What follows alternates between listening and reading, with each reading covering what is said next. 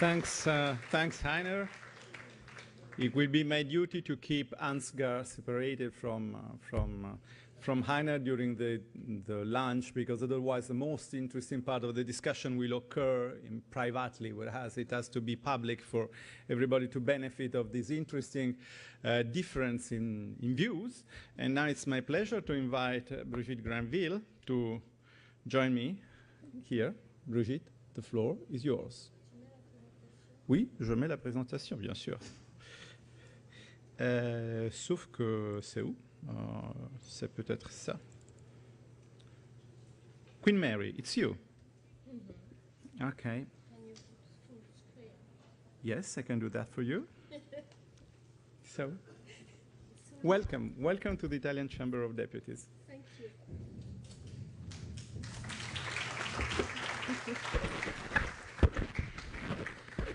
First, of course, do you hear me? That works? Yeah. So I'm very short, so I always have to adjust the equipment. Thank you, Alberto, for your very kind, don't break it, for your very kind introduction. And I really would like to thank our very generous host at the Camera dei Deputati, and in particular, Mr. Di Maio. Thank you. I also would like to thank you all for staying here while I know very well it's lunchtime. And usually as well, when a woman, I'm very sorry to make this stupid remark, but I'm so impressed that you are all here. Usually when the woman comes, everybody's saying, time to go. So thank you very much for staying with me now. I am also extremely grateful to the previous speakers. And the reason I'm so grateful to all our speakers, to all my colleagues here, is because they have made my task so much easier. They have extremely clear presentation. And as a result, I promise I'm not going to be very long. Yeah. Sorry, so I'm going to talk about, essentially, Alberto, as you know, is my friend.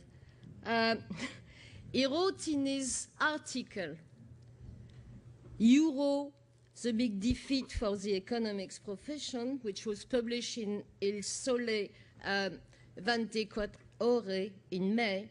So I quote Alberto, because I'm not sure he will remember. Our task as intellectuals and economists is to indicate and study alternative, not block them by chanting there is no alternative. And here, as you can see from the title, I'm going to do just that, to present an alternative. And that is a paper, of course, that we wrote, Alberto and I, with our co-author, Christian Mongeau-Ospina. Now, what is very interesting with the euro is that it reveals to many people their poetic strikes. I wonder if you had never noticed. Suddenly, people become either historian or they become poets, yes? They even introduce a bit of physics. So for instance, we have heard things like, history does not reverse itself. Why? I don't really know why. But obviously, first the assumption is that we all ride bicycle, isn't it? And we all know that in order to ride a bicycle, if the bicycle doesn't go forward, you fall. There's a very big problem with this kind of reasoning. You could also hit a wall. Yeah, look at me. I'm typical, your very spacey professor. So when I bike, I could hit a wall. So it's very important at one point that he stopped. You are all probably too young, all of you here, but me, I'm quite old. And one of my favorite films is a film by Wim Wenders. And it's not because my colleagues are here. It's his first film. It's called King of the Roads. I don't know if any of you have seen it, but there is one scene that I absolutely love. And for me, he represents Mr. Draghi, he represents all the pro-Euro proponents. And you see a man and he's driving very fast in the middle. And he seems to really going somewhere. And in fact, he is going to the river and he stops in the middle of the river for no reason whatsoever. Let's be a bit more serious here. What I try to show in this slide is what many of my colleagues already have highlighting, is that what Italy needs, yes, it's a recovery, but it's a structural recovery. Now, this, of course, is a story that we have heard. That is that I call it mythical convergence, because before the start of the euro, during the discussion, as you all know, all the countries were supposed to converge. And suddenly, we were not going to talk about current account. Yes? In other words, what Rainer was talking about, this was supposed to be a discussion that should not have happened anymore. No current account, no balance of payment crisis, all those problems were supposed to have disappeared. Only one little problem is that, of course, competitiveness diverged. And not only it diverged, but it diverged very strongly. Now, how to regain competitiveness? Well, we have seen it. We have essentially two ways. We can have either internal devaluation, or we can have cross-border financial flows. Yeah? Unfortunately, both means come with a cost. Transfers are usually conditional on fiscal retrenchment, and internal devaluation means that you are bearing down on unit labor costs. Of course, you have inside this internal devaluation or revaluation, you have this internal revaluation, which will be for Germany somehow to have a fiscal expansion. But that, for some reason, I don't think it's going to happen very soon. Now, what is interesting here is that it has been mentioned many times, the cost of this internal devaluation in terms of unemployment, labor productivity. But what I'm very surprised here, and it's a big question to all of you here, is that suddenly the political costs were not mentioned. Is that the Macron-Jupiter phenomenon? That nobody here anymore is worried about populist anger? But, you know, if you look at France, unfortunately, President Macron has not been elected with a lot of voices. All the people that are angry because they don't have a job, because they are deprived, they are still there. And if he fails, they will come back, either in 6 months or in 5 years' time. Now, that, of course, is what the proponents of the euro were arguing, that if you have a convergence, thanks to you eliminate the exchange rate risk, so you have convergence between the stronger and the weaker economy, and that is achieved, of course, through the smooth flow of capital. And that worked. You had a smooth flow of capital between deficit and surplus country. Unfortunately, it didn't really work as the creators of the euro expected.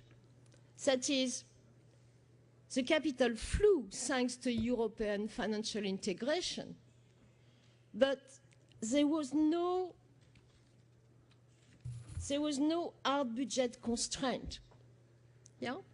Everybody behaved like you could take it. Somebody here said that you couldn't reverse the euro because there have been so much investment. I think it's you.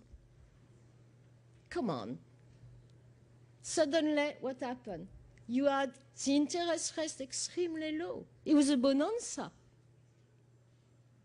The French were so happy.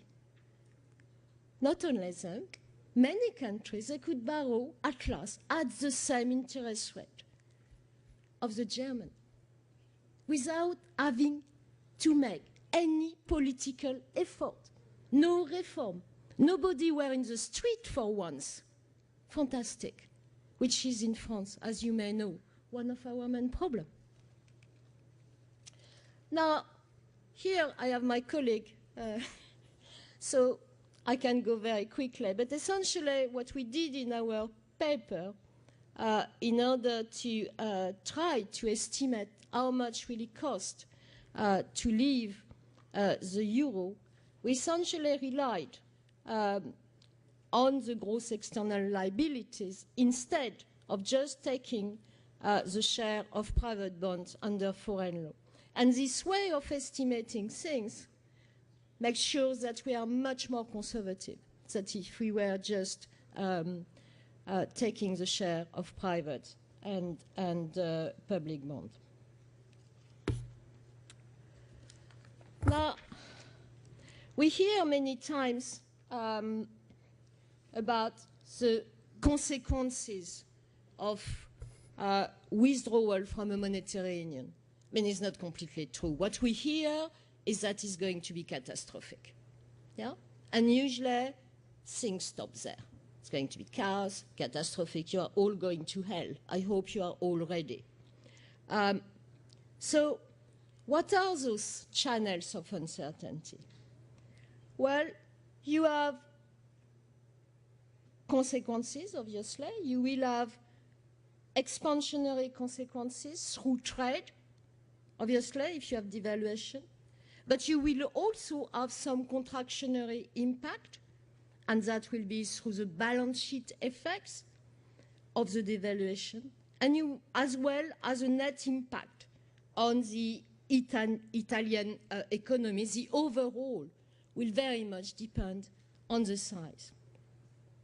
So in order to make sure, again, to be very conservative, we make sure to have unequal realignment. That means we look at different partner area. Yeah? So we are going to look at the core, we are going to look at the non-core, we are going to look at the US. And with those kind of realignment, we are going to, what we did is to study two scenarios. One is called what we have called the best case scenario in order to really measure how much it's going to cost. And the second scenario is the counter-cyclical policy scenario. So here what you have in this graph is the first one. The result that we see is that we have a devaluation, a short-run contractionary effects. You can see the figure in red of real GDP. And this effect is due to the balance sheet effect.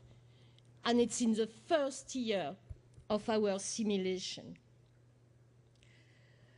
Now, what we can see on the first row is that the fall in real GDP continue during the second and the third year, but then it's followed by a recovery, and during the fifth year, you have a 1.4% recovery. And the main reason for this what will be argued very modest result is that the trade balance boost is again outweighed by the adverse balance sheet. That is, what does that mean? It means that the economic agent with foreign exchange denominated liabilities governed by foreign law. Another impact is the impact of inflation is significant. Here, the CPI is Consumer Price Index, and you have the figure in red, 2.9 points above the baseline, and you can see the effect of this inflation on the public debt to GDP. This is the first figure in red on the top of the table, which declined by 5.2% of GDP. Now, we also look at the counter-cyclical policy scenario, and here we take into account the fact that Italy has two trump cards. The first one is a current account surplus, and the second one is a primary budget surplus. Now, as Alberto has already mentioned that, and Rainer as well, is that the current account surplus in Italy was mainly achieved on the import side, that is that by repressing domestic demand, and therefore a devaluation, we assume, should provide some fiscal space by allowing some expansionary budget policy to take place. I'm of course aware that many of you are going to say that, well, what is the point of that, since, you know, it's much better if the Italians don't spend more. But we probably could discuss how and why. With regard to the primary surplus, Italy has the third largest government balance. And this again should allow the Italian government to restore market confidence relatively quickly. Now, again, for the people that are used to talk on catastrophe and how terrible the market will react, and I used to work on, at JP Morgan, and before that with various governments on financial crisis. And what we have seen about how long did it take to investors, and I'm sure some of you here are going to confirm or differ with me, but what we have seen is that when there is a debt restructuring, that is, in other words, debt default, financial crisis, the market comes back, and the average is 18 months. Yeah? So it's not very long. I have seen that in Russia. I have seen that in other countries. So if you have a catastrophe for 18 months, maybe it is better than an absolute catastrophe for 17 years. Okay, I'm okay with time, or I'm getting short? 10 minutes. Okay. Now, with regard to the counter-cyclical policy scenario, the results are more impressive in the sense that there is no initial loss of GDP during the first year, and there is 3.2% at the end of the fifth year. And of course, this positive growth has a very positive effect on the decrease on the public debt to GDP ratio. You can see the second table at the bottom, the figure in red for the first year, minus 7%. Now, the expansionary stance, of course, is going to bring a much higher inflationary impact. That is, the first year will have 3.7%. But this actually, as you can see, decreased quite quickly. At least, and they are quite conservative. This assumption decreased to 1.4%. Now, I'm going to pass you the slide because we have also many simulations in order to make sure that our estimates are extremely strong. So we do also some sensitivity analysis. And both, I mean, we'll be very happy to send you all the result. But I think that for the sake of time, I'm just going to jump to a recapitulation of our result. Essentially, what we show in this paper is the topic is the macroeconomic consequences for Italy of readopting a national currency. And what we wanted to show, and we took Italy as an example, that is, we think that a lot of what we find in our estimate could be actually used for other countries. And essentially, our conclusion is that supplemented with an expansionary policy stance, the realignment will contribute to a significant increase in output and employment, and hence to effective fiscal consolidation. Actually, if we take the data as we did of the IMF, what we find in our estimate is that the Italian economy would recover its pre-crisis GDP level by 2020. That is basically 5 years before the year currently assumed by the IMF. Now, last slide, but I just want to make sure we are all very clear here, is that our paper is not an action plan. Yeah? It doesn't advocate this event as a desirable outcome. What our results show is that the short-term cost of the breakup would be manageable, and that there are advantages over a 5-year horizon, and that those advantages are substantial. But I think it's very, very important to stress that the readoption or the introduction of a national currency would only be a necessary condition for recovery, and is certainly not a sufficient one. Thank you very much for having listened to me. Thank you. Thank you, Brigitte. So we were asked to organize a panel with the widest possible range of views, and I can't say that we succeeded. Now it's lunchtime. So thank you all for your attention. And the general discussion will take place after the lunch.